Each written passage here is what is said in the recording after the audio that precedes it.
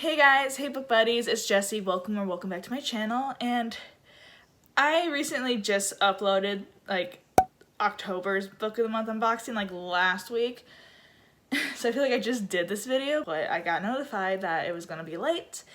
And today is actually Halloween. And I know I wore this for my October reaction video, but it's Halloween today and I already put it on and I didn't feel like changing for this video. So, sorry not sorry. When it gets around to the ending of the month, I always look at my book of the month app to see if they have their book of the month choices out. And I saw this morning that they had it and I quickly look away and I'm like, oh boy, today's a good day. Let alone Halloween, but the November picks are here. So let's just get right into it. So before we get into the book of the months for November, the teaser that they put out was I think twin girls holding hands, and it said a repeat author is gonna come back for November. We shall see, but that was the teaser. I'll put it somewhere on the screen. And I did Google November 2022 book of the month predictions, and there's this one book that I kept seeing that was popping up, and it's a thriller, and it has I want to say how do you say that? Sanctuary? Sanitarium in the background, or a mansion. It was something about someone's brother or something with someone running on the cover. If I can find that, I'll also put it on the screen. I saw that a lot, so I'm like, that's a thriller, so that could be one of the picks. Okay, are we screen recording? Yeah. Okay. So let's get close. So awkward. The first one, okay, there's 5 selections this month. And the first one we have here is a contemporary fiction called We Are the Light by Matthew Quick. In this moving tale of hope and redemption, an unlikely film producer brings together a small town racked with grief. It is emotional, quirky, and inspirational, and has an underdog. Life is full of guardian angels. Lucas Goodgame lives in Majestic, Pennsylvania, a giant suburb that has been torn apart by a recent tragedy. Everyone in Majestic sees Lucas as a hero, everyone that is except Lucas himself, insisting that his deceased wife, Darcy, visits him every night in the form of an angel. Lucas spends his time writing letters to his former, I do not know how to pronounce that word, analyst, Carl. It is only when Eli, an 18-year-old young man whom the community has ostracized, begins camping out in Luke's backyard that an unlikely alliance takes shape, and the two embark on a journey to heal their neighbors and, most importantly, themselves. We Are the Light is an unforgettable novel about the quicksand of grief and the daily miracle of love.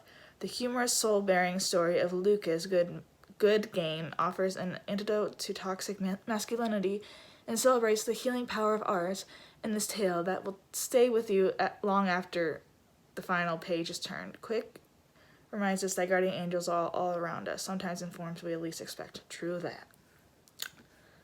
Content warning. This book contains scenes depicting gun violence and mentions of suicide. Okay, I really appreciate the content warning. I feel like a lot of new books being published now are coming with a content warning at the beginning of the book pages, which I really appreciate, and I hope that continues being a thing. And I like that book of the month also has a content warning at the bottom of the description of what the book is. I do appreciate that. The next one is a magical realism, The Wilder Woman, and this one is a repeat author. So is this the one that was about the teaser? The Wilder Woman by Ruth Emmy Lang. I don't remember her from last month. One sister can see the future, the other people's memories. Together, can they unravel their mother's disappearance? Non-linear timeline. Puzzle, road trip, siblings. Twin siblings, looks like. 5 years ago, Nora Wilder disappeared. The older of her 2 daughters, Zadie, should have seen it coming because she can literally see things coming, but not even her psychic abilities were able to prevent their mother from vanishing one morning. Zadie's estranged younger sister, Finn, can't see into the future, but but she has an uncannily good memory. So good that she remembers not only her own memories, but the echoes of memories other people have left behind. On one afternoon of her graduation party, Finn is seized by an echo more powerful than anything she's experienced before. A woman singing a song she recognizes, a song about a bird. When Finn wakes up alone in an aviary, with no idea of how she got there, she realizes who the memory belongs to, Nora. Now it's up to Finn to convince her sister not only is their mother still out there, but that she wants to be found. Against Zadie's better judgment, she and Finn hit the highway, using Finn's echoes to retrace Nora's footsteps and uncover the answer to the question that has been haunting them for years. Why did she leave? But the more time Finn spends in their mother's past, the harder it is for her to return to the present, to return to herself. As Zadie feels her sister starts to slip away, she will have to decide what lengths she will go to find her mother, their mother, knowing that if she chooses wrong, she could lose them both for good. Okay, then. I don't recognize that author's name. Okay. Ooh, we got a thriller, people. We got a thriller. Another repeat author. Why? Okay, Claire McIntosh. That sounds familiar, but I don't know if it's from last month. I'm gonna open like a... Okay. Like, who is the repeat author? Okay, The Last Party by Claire McIntosh. Repeat author. Nobody likes the reflection in the mirror lake when a dead body bobs to the surface and starts unveiling all their secrets. Well, I wouldn't like that either. 400 pages plus, holy crap. Multiple viewpoints rule whodunit. Okay, at midnight, one of them is dead. By morning, all of them are suspects. It's a party to end all parties, but not everyone is here to celebrate. On New Year's Eve, Rise Lloyd has a full house of guests. His vacation homes on Mirror Lake are a success. He's generously invited the village to drink champagne with their wealthy new neighbors. But by midnight, Rise will be floating dead in the freezing waters of the lake. Morgan has a village full of suspects. The tiny community is her home. So the suspects are her neighbors, friends, and family. And Evon has her own secrets to protect.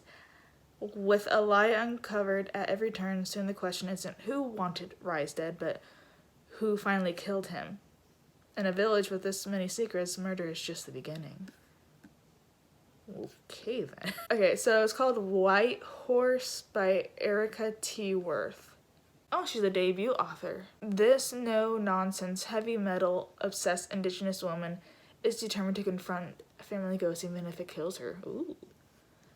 Family drama, snarky, rugged, drugs and alcohol use. Some people are haunted in more ways than one.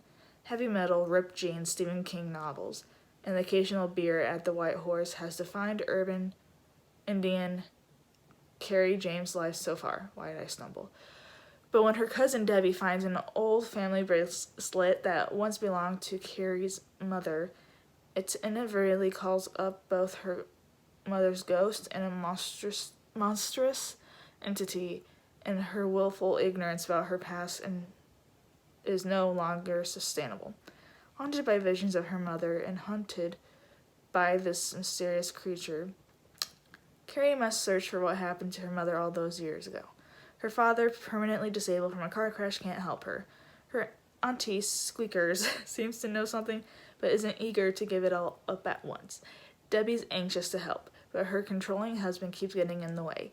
Carrie's journey towards a truth long denied by both her family and law enforcement forces her to confront her dysfunctional relationships, thoughts about a friend she lost in childhood, and her desire for the one thing she always wanted but could never have. I am tongue-tied, y'all. Content warning. This book contains mentions of child abuse. And if I'm not mistaken, drug and alcohol use. Why didn't they put that with a content warning? Okay, next. Literary fiction. Is this the last book? Okay, so this is the last book of the selections. Literary fiction, Someday Maybe by Ani Nawabin I'm sorry, I'm butchering that. I know, okay, yeah, it's a debut author. So what was the teaser talking about? It was like a repeat author. Is it just talking about in general? That's not really a good teaser. A stunning and witty debut novel about a young woman's emotional journey through unimaginable loss. Pulled along by her tight-knit Nigerian family, a host of new friends, and the love and laughter she shared with her husband. Here are 3 things you should know about my husband.